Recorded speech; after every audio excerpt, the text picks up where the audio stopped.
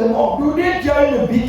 La victoire appartient à ceux qui persévèrent dans leur ambition.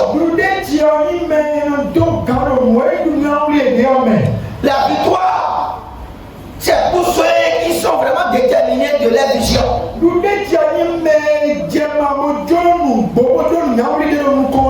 La vie est un combat. Avant de venir dans ce monde, tu as fait combat avec un militaire avant de venir dans ce monde. Donc il faut savoir que le combat n'est pas fini. Le problème des enfants de Dieu aujourd'hui, quand ils combattent et demandent quelque chose et que Dieu lui donne, il oublie dit que le combat est fini. Ah, le combat c'est tout à fait. Même si Dieu t'amène au sommet, il y a le combat que tu faut faire pour rester au sommet. Si tu ne fais pas ce combat, tu vas te trouver par terre. Donc, vous qui voulez vraiment devenir grand spirituellement, c'est pas tout le monde. Est-ce que tu veux? C'est la volonté. Regardez-vous avec moi, bien-aimés dans le Seigneur. Quand nous regardons dans Jean chapitre 5, regardez ça dans votre Bible. Si vous avez ça dans votre portable, lisez ça. Si vous avez ça vous avez Bible direct là, il faut lire. Et réfléchissez un peu sur ça. La Bible dit qu'en Israël, il y a un endroit qu'on appelle Bethesda. Et dans cette ville-là, il y a une piscine. Et Dieu envoie l'ange de Dieu dans cette piscine. Et quand l'ange descend dans cette piscine-là, et part, le premier personne qui tombe dans l'eau, c'est lui qui reçoit la guérison. Réfléchissez avec moi. Pourquoi première personne? Réfléchissez. Quand vous lisez la parole de Dieu, ne lisez pas comme ça. Réfléchissez, vous demandez à vous-même. Dieu qui connaît le besoin des gens. Dieu qui connaît le besoin des gens a vu que des gens qui sont autour de la piscine sont beaucoup. Et il envoie son ange maintenant.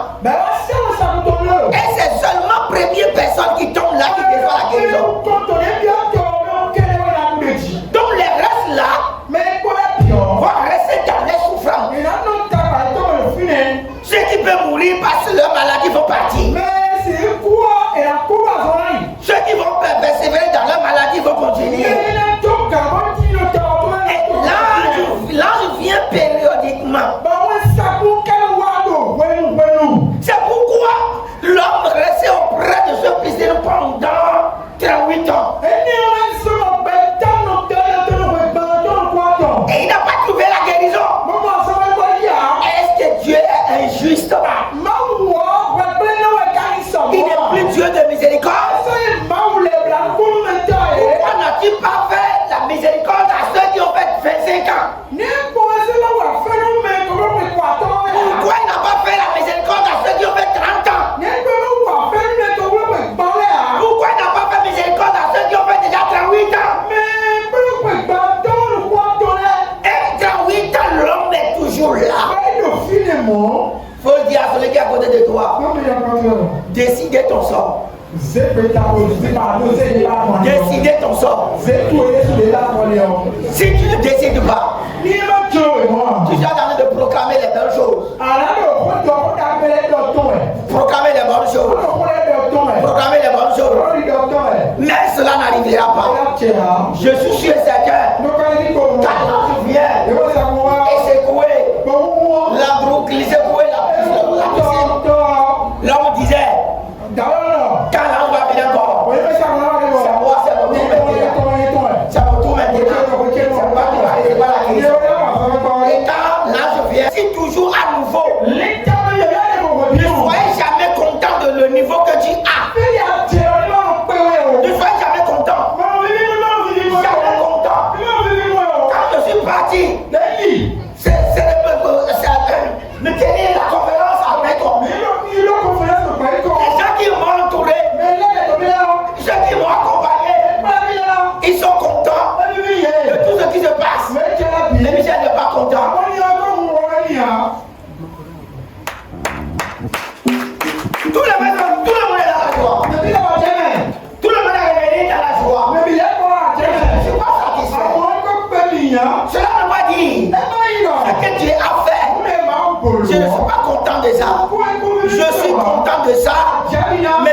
encore.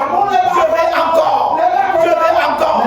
Lève-toi, dis à cette personne, si tu veux devenir grand, chaque jour, il faut fournir un nouvel effort. Je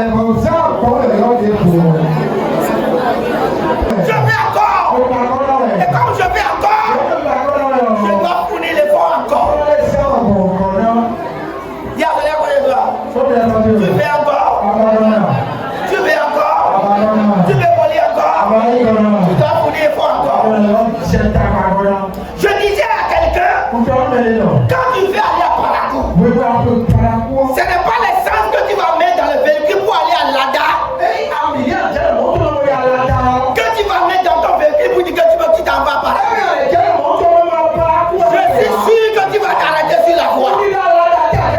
Donc tu vas remplir ton réservoir.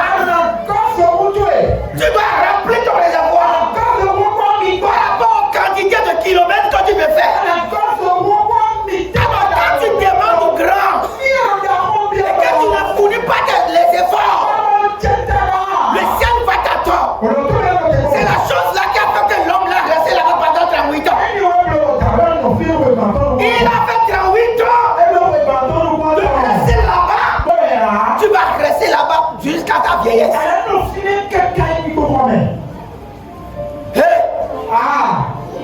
Et regarde-moi bien. L'effort spirituel, l'effort physique. Si tu fournis seulement l'effort physique et tu laisses l'effort spirituel, les hommes puissants qui ne veulent pas te voir dans leur niveau, ils vont t'arrêter.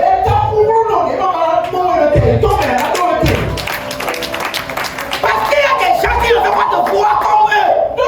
Et ils sont déjà à ce niveau. Mais ils ne veulent pas te voir à leur rang. Alors pour que tu sois à côté d'eux, qu'est-ce qu'il te faut? Il te faut maintenant. Il faut fournir l'effort. C'est ça qui a mené Jésus d'aller prier pendant 40 ans dans le désert. Il a fait plus que les prêtres qui sont dans le synagogue.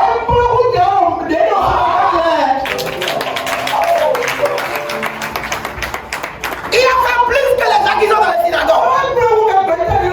Et toutes les nuits, Jésus se montre en haut sur le montagne et allait prier. Il a fourni l'effort physique. Et il a fourni encore l'effort physique. Donc les efforts physiques et les efforts spirituels doivent marcher ensemble. Toi qui cours derrière l'argent, et moi il côté le côté spirituel. Comme Jésus s'est préparé bien, il a évolué. Personne ne peut l'arrêter. Après, si c'est genou de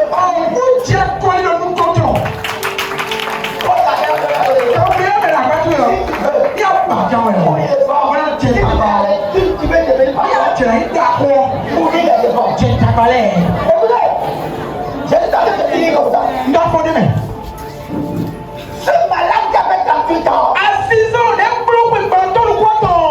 auprès de la piscine, cherchant quelqu'un qui va léguer. Quand Jésus-Christ est arrivé, Jésus lui m'a dit que je vais pas t'aider. Tu n'as pas pris l'effort que tu dois faire. Tu n'as pas la Bible pour lire. Il est la Bible de réfléchir. Quand Jésus vient, il fait qu'il se pleure. Je suis miséricordieux. Et je te vois déjà. Tu avais 38 ans. Je suis la meilleure. Allez, passe. Il a accusé le monsieur. Une parole d'accusation. Il dit, veux-tu recevoir la guérison?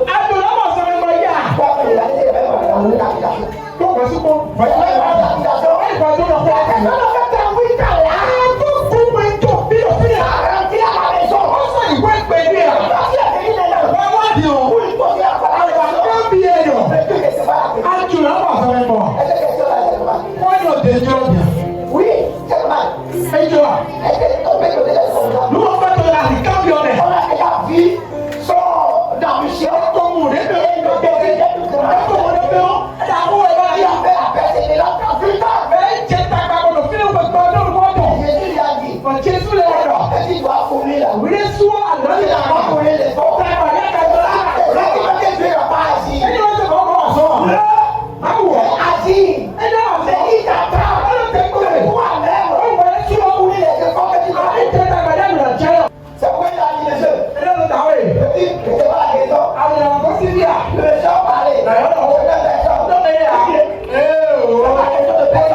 Tu as tué déjà contre toi. Oui.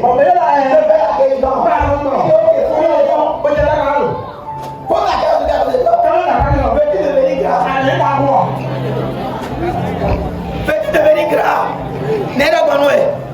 Tout le monde ne peut pas devenir grand. C'est pas que Dieu n'a pas peur. Dieu veut prier. Que tu dois devenir. Mais les efforts.